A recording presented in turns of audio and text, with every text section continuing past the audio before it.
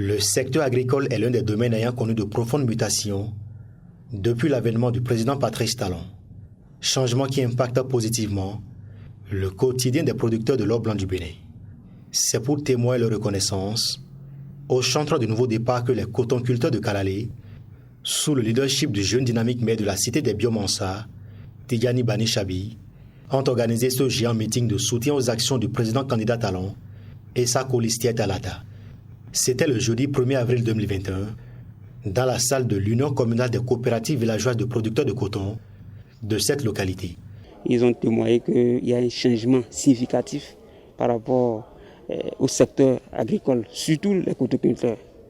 Parce qu'ils ont témoigné depuis l'avènement de la rupture qu'ils n'ont jamais eu de rupture en matière d'engrais, en matière de pesticides, tout ce qui est comme outil de travail dans le secteur agricole.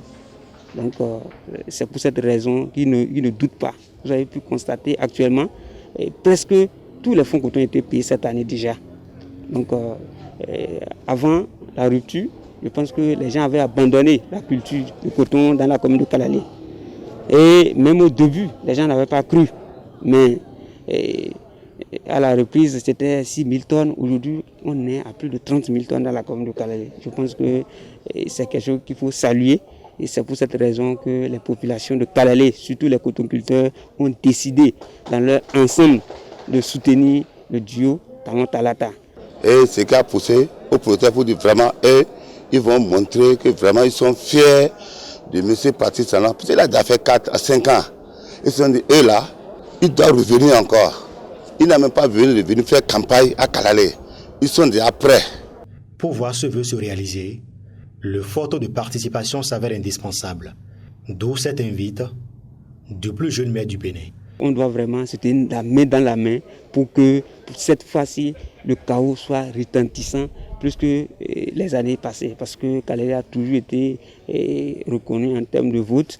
Nous participons et surtout leur demander de sensibiliser pour que nous puissions avoir encore un taux de participation à 100%. Puisque nous faisons pour les élections passées au moins à 80%. Cette fois-ci, nous voulons 100% dans la commune de Kalalé. Et je compte sur ces cotonculteurs-là pour atteindre cet objectif. Pour ces cotonculteurs, il n'y a pas meilleur choix que le duo Talon Talata. Venu de tous les villages de Kalalé, ils s'engagent et promettent la victoire. Le président Talon est élu pour le président des producteurs. Et le 11 avril aussi, nous allons sortir massivement pour relier encore le duo Talon Talata. La victoire du 11, nous souhaitons tous les producteurs de la commune de Kalalé vont sortir massivement pour voter et pour faire chaos dans la commune d'abord. Ce que Talon a fait pour les producteurs du coton dans la commune de Kalalé, vraiment, on ne peut même pas dire. Vraiment, c'est très lourd. Donc, pour nous, les producteurs coton Kalalé, il ne s'agissait même pas qu'il se déplace pour encore faire campagne. Une fois qu'on a entendu, il a mis son nom encore pour le deuxième tour. Ça, c'est chaos ou rien.